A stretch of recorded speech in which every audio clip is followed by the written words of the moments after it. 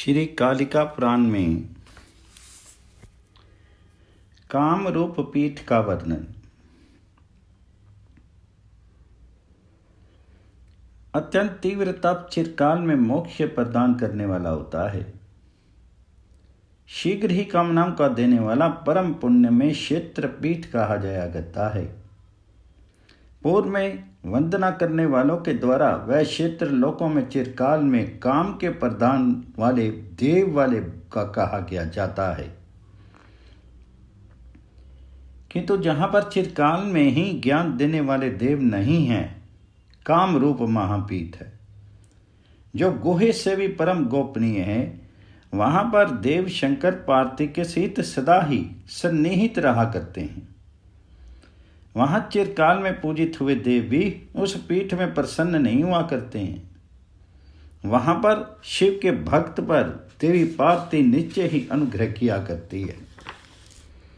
परमेश्वर अपने भक्त के लिए शीघ्र ही कामना किया करते हैं। उस पीठ के विषय में मैं बताऊंगा। अब आप दोनों श्रवण कीजिए।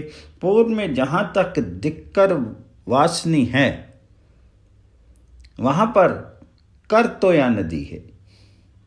वह 30 योजन विस्तार वाली है और 1 योजन आयत है। वह त्रिकोण कृष्ण वर्ग से युक्त तथा बहुत से परतोस्फुरित है। 100 नदियों से समयुक्त है और नाम काम रूप कीर्तित किया गया है। भगवान शंभु के नेत्र से भस्मीभूत हुए कामदेव ने भगवान शंभु के अनुग्रह से वहां पर रूप को प्राप्त किया था, इसलिए तभी से वह काम रूप हो गया है। उस पीठ के मध्य भाग में से वायव्य में, नैऋत्य में, ईशानी में और आग्नेय में, मध्य में और पार्श्व में शंकर हैं। इन 6 स्थानों में परम शोभन अपना आश्रम स्थान बनाकर यहाँ पर भी पार्वती के साथ सब कार्यों को करते हुए नित्य ही शंकर निवास किया करते हैं।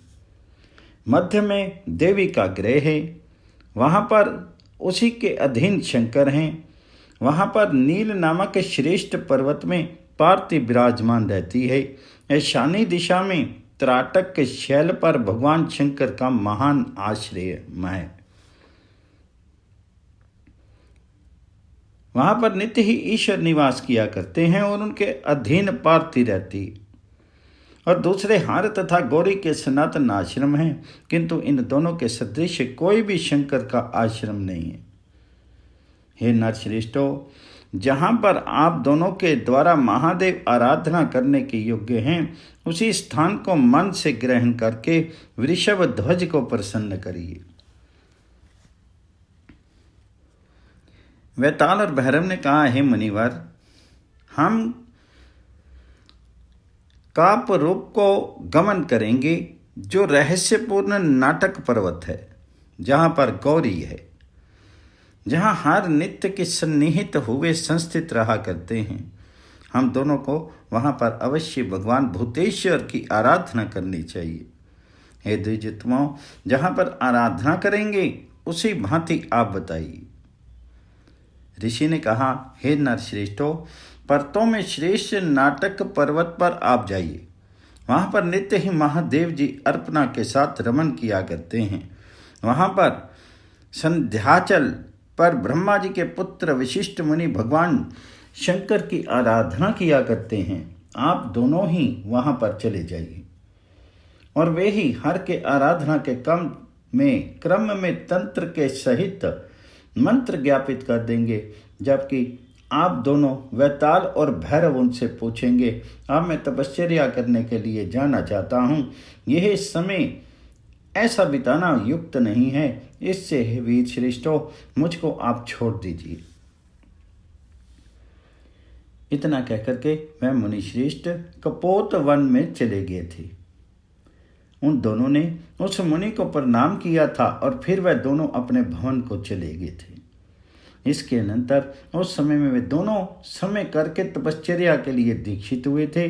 माता पिता से अनुज्ञा प्राप्त करके भाइयों को और अन्य बांधवों को भी ज्ञापित करके उन दोनों महामती वालों ने काम रूप के लिए प्रस्थान किया।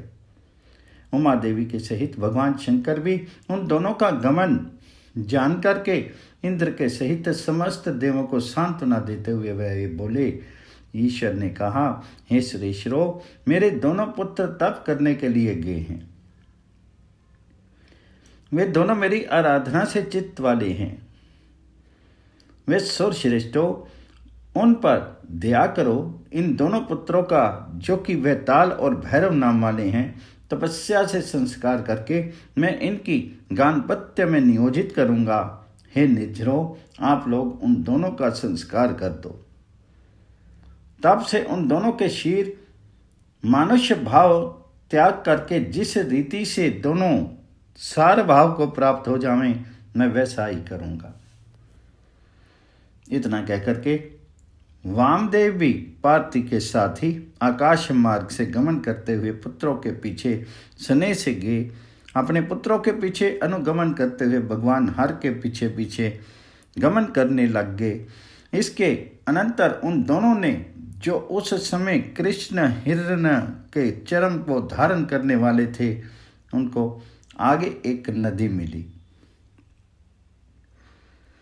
वे दोनों ही तापस के भाव को प्राप्त हुए। वह नदी दृश्यदती थी, जो कि गंगा के ही समान परम पावन थी। भगवान त्र्यंबक देव के द्वारा वे दोनों काम रूप वाले नाम वाले पर्व आश्रम में समापतित हुए थे। काम रूप पहुँच करके करतोया नदी का जल मिला था। हे नृपुत्मों, उन दोनों ने नदी के जल में आचमन किया। फिर नंदी कुंड पर पहुँचे। वहाँ आचमन तथा स्नापन करके फिर जठाद्भवा नदी पर गमन किया।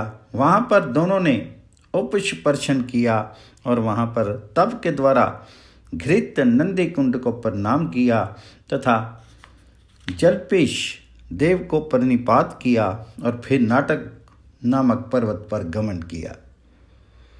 वहाँ पर्वत पर पहुँच करके वृषभ ध्वज को प्रणाम किया और आराधना के उपदेश के लिए कपोत वचन का स्मरण किया।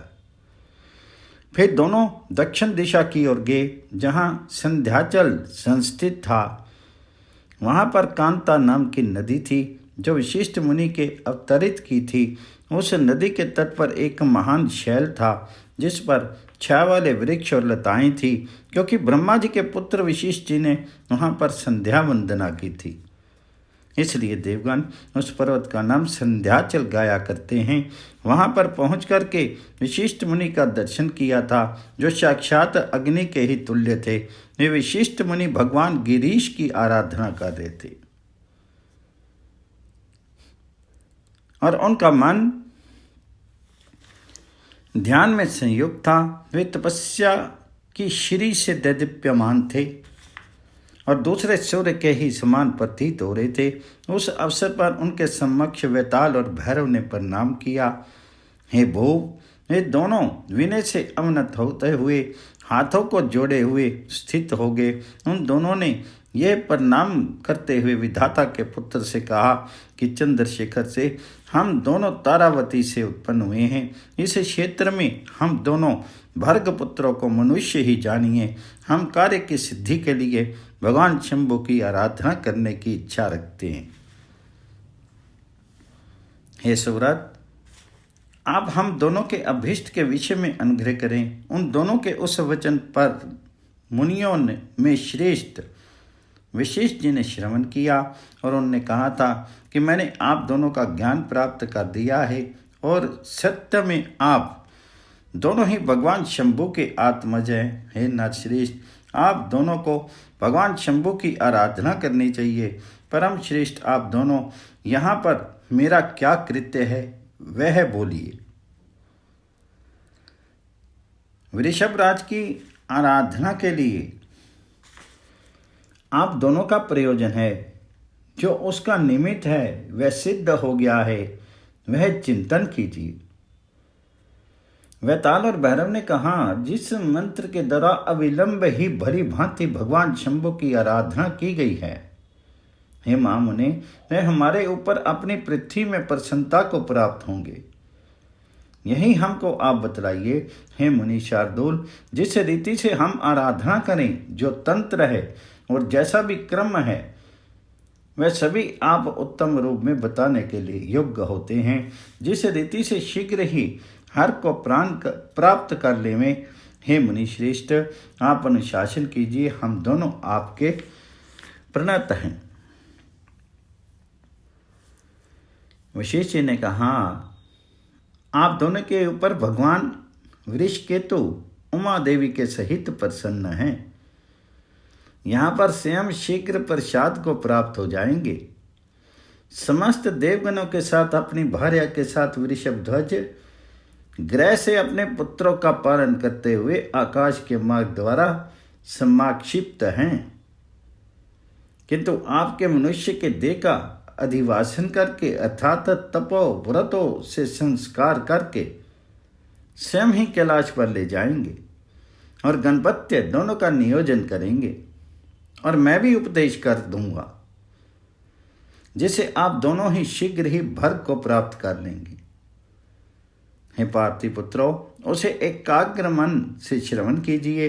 वे ध्यान से चिरकाल में प्रसन्न होते हैं और शीघ्र ध्यान पूजन से प्रसन्न होते हैं। इस कारण से आज तात्विक रूप से ध्यान और पूजन बतलाता हूँ। वे तेज से परिपूर्ण हैं, सदा शुद्ध स्वरूप है, ज्ञान अमृत से विवर्धित है, जगत से परिपूर्ण ज्ञान और आनंद रूप है, शौर्य और ब्रह्मा के सदा महान योग से संयुक्त है।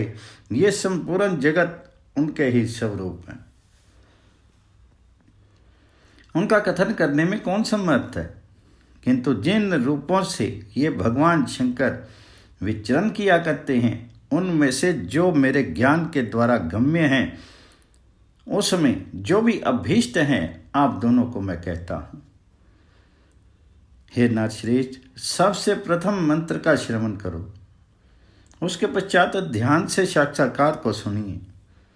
इसके पश्चात पूजा का क्रम, फिर क्रम से व्रत को सुनिए। समस्त स्वरों में दीर्घ शेष होता है। इस रीति से 5 मंत्र कीर्तित किए गए हैं।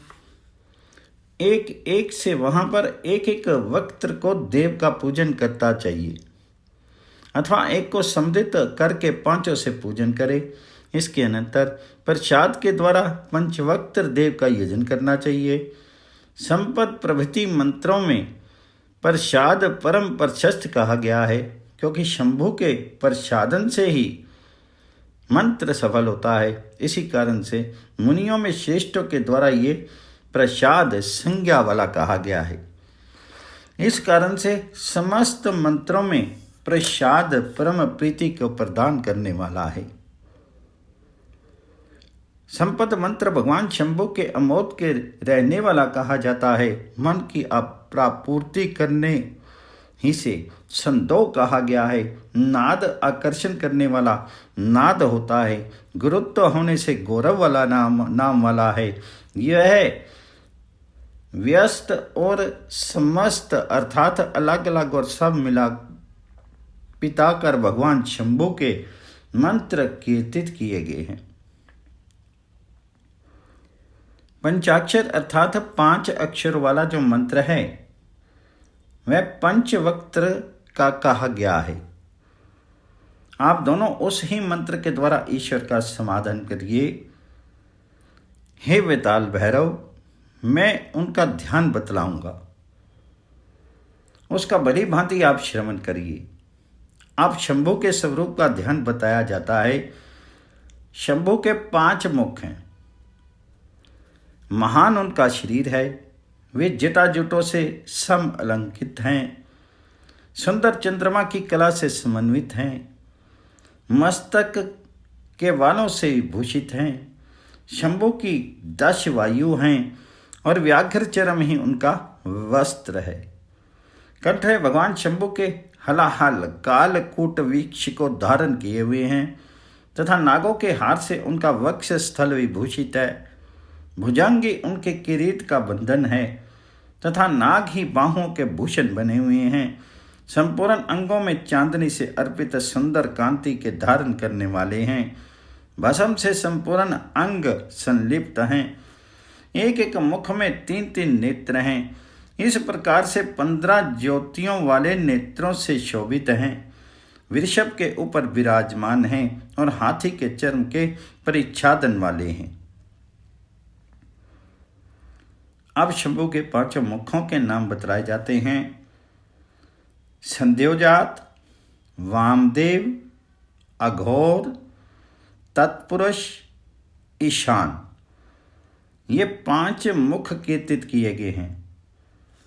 संध्योजात का वर्ण शुक्ल है और वह स्वच्छ स्फटिक के तुल्य है। वामदेव पीत वर्ण वाला सौम्य एवं मनोहर है।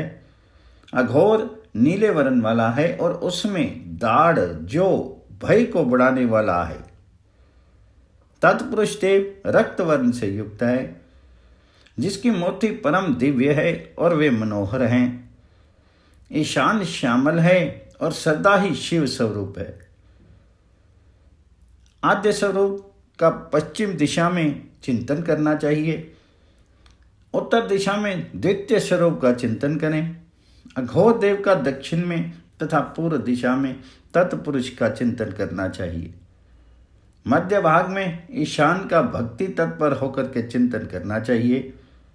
दक्षिण भाग के हाथों में शक्ति, त्रिशूल, खटवाण, वरदान, अभयदान के दाता शिव का चिंतन करना चाहिए। उसी भांति वाम भाग के हस्तों में अक्ष, सूत्र, वीरपुर, भुजंग, डमरू और शुभ उत्पल का ध्यान करें। 8 ऐश्वर्यों से समयुक्त हृदय में विराजमान शिव का ध्यान करना चाहिए। इसी प्रकार से ध्यान में जगत के स्वामी महादेव जी का चिंतन करना चाहिए और द्वारपालों का चिंतन करके गणेश आदि का पूजन करें। इसके अनंतर पुनः 5 भूतों के विशुद्धि का चिंतन करें। इसके उपरांत 8 नामों के द्वारा 8 मूर्तियों का अभ्यर्चन करें। भाव आदि 8 पुष्पों का हृदय के द्वारा ही विनियोजन करना चाहिए और जो समस्त आसन्न हो उसका भी पूजन करें। नाराज मुद्रा से उसका ताड़न परिकीर्तित किया गया है और धेनु मुद्रा दिखा करके विधान से विसर्जन करें। सदा ही वृद्धि से दंडेश्वर प्रभु का निर्माल्य धारण करना चाहिए। प्रत्येक का 5 मंत्रों के द्वारा अंग आदि के प्रमार्जन करें। हे नरश्रेष्ठो, इन पूर्व में वर्णित संपद आदि के द्वारा इसका परमार्जन करना चाहिए। फिर 8 देवियों का पूजन करें। इनके नाम हैं बाला, ज्येष्ठा, रौद्री, काली, कलविकर्णी, देवी, वालप्रमथनी और सब भूतों की दमनी, मनोमथनी। इन 8 देवियों का यजन क्रम से भगवान शंभु की प्रीति के लिए करना चाहिए। इस रीति से शंभु का पूजन करके ध्यान में प्राण मन वाले हो जावें। फिर अपने श्री गुरुदेव का और मंत्र का ध्यान करके माला का आदान कर जप करना चाहिए। एक ही 5 अक्षर वाला मंत्र अथवा एक प्रसाद होवे, उसी में सम आसक्त मन वाले होते हुए जप करके शीघ्र ही सिद्धि की प्राप्ति कर लोगे। ये आप दोनों को मंत्र बतला दिया है तथा इनका ध्यान और पूजा का क्रम भी कह दिया है।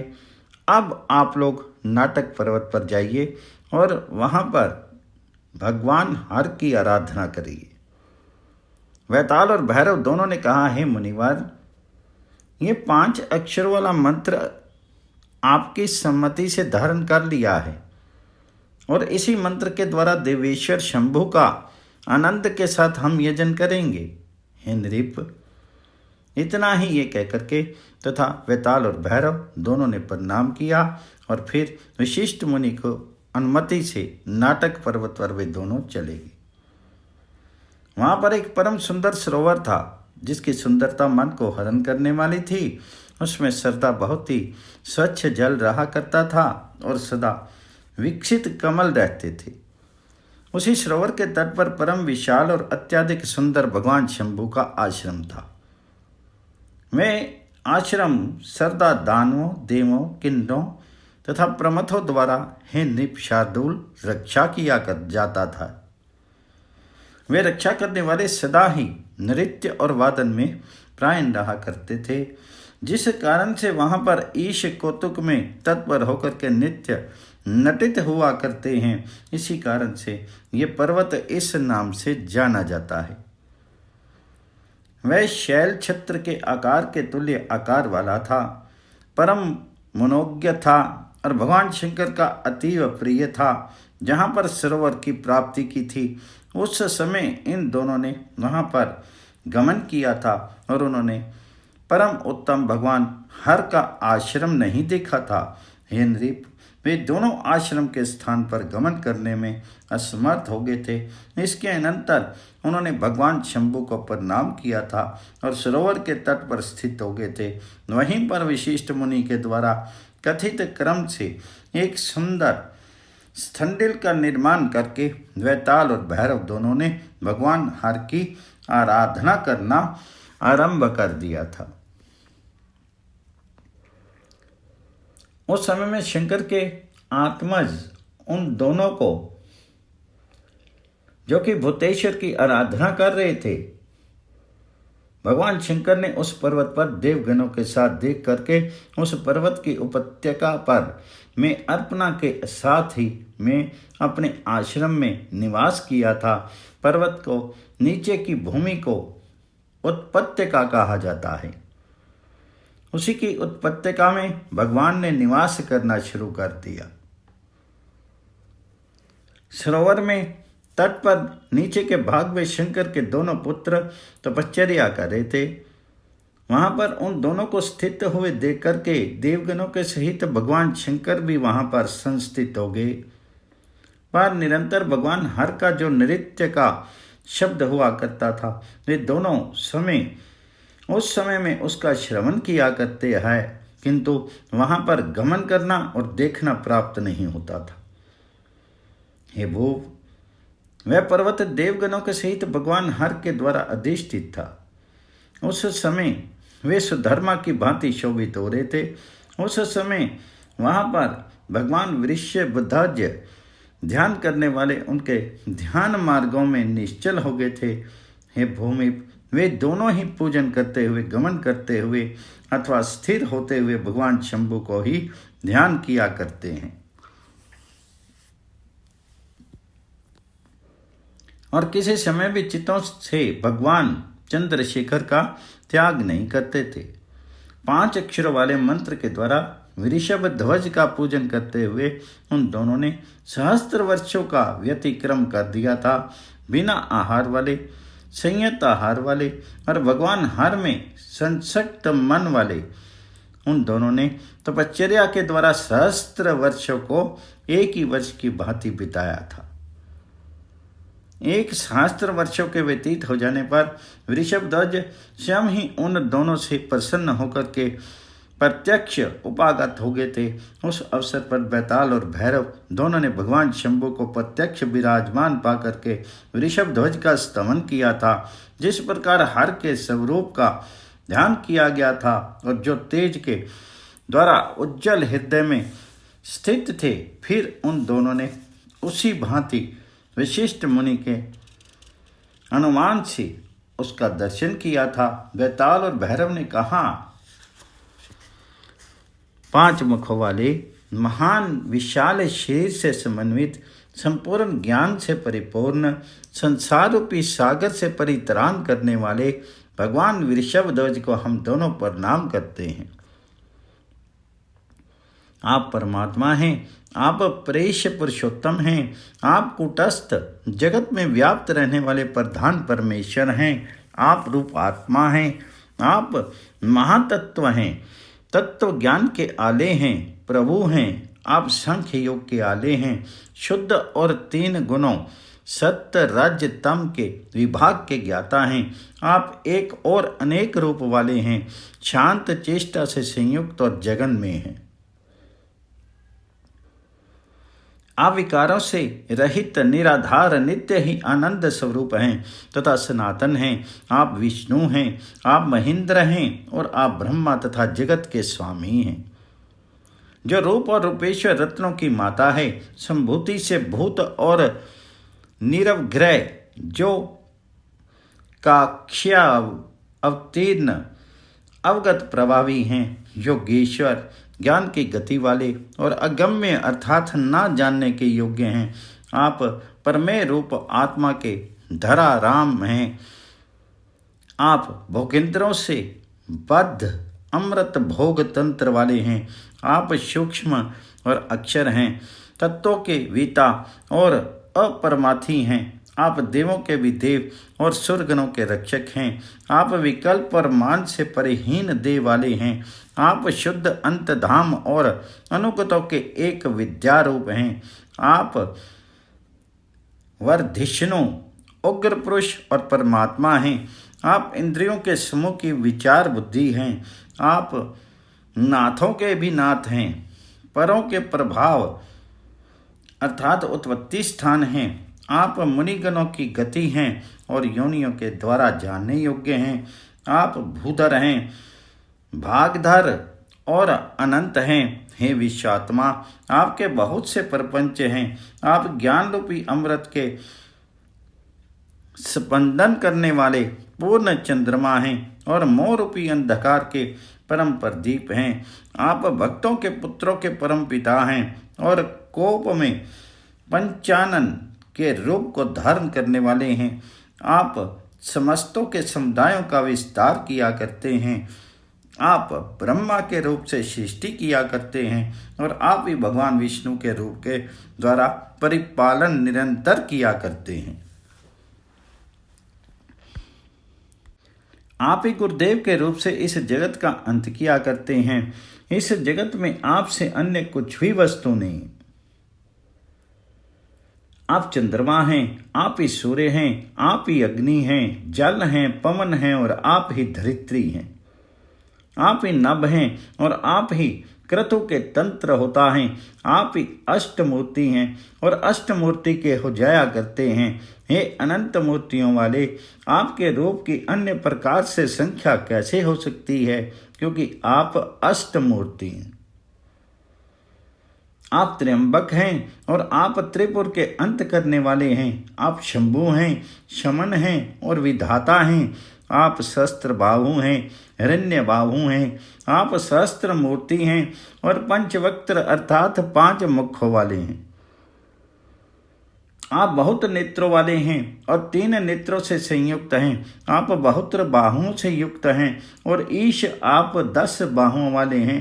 आप बहुत अधिक भोगों से उपभोग करने वाले हैं और सीमित भोगों वाले हैं। भोग्यों के अनुसार और अवग्रह से रहित हैं। नित्य और अनित्य स्वरूपा वाले हैं। नित्य धाम रूप रूपी के लिए पर तत्व स्वरूप वाले विश्व आत्मा आपके लिए नमस्कार है। जिन आपके लिंग का अंत ब्रह्मा और विष्णु ने भी प्राप्त नहीं किया था, हे वृषभध्वज, उसकी हम दोनों क्या स्तुति करेंगी। जिनके स्वरूप को देवता और दानवगण भी नहीं जानते हैं, हे परमेश्वर, हम दोनों बालक किस प्रकार से आपका स्तवन करेंगे। हे वृषभध्वज, हे देवेश, हम दोनों केवल भक्ति से ही हे गौरीश प्रणाम करते हैं। पुनः आपको बारंबार नमस्कार है। और उन्होंने कहा, इस प्रकार से महान आत्मा वाले वेताल तथा महादेव जी की स्तुति की गई। हे राजेंद्र, भैरव ने भी स्तवन किया। उस समय में वे प्रसन्न होकर के उन दोनों देवों से बोले, हे पुत्रों, मैं आप दोनों पर परम प्रसन्न हूँ। अब आप वांछित वरदान मांगिए।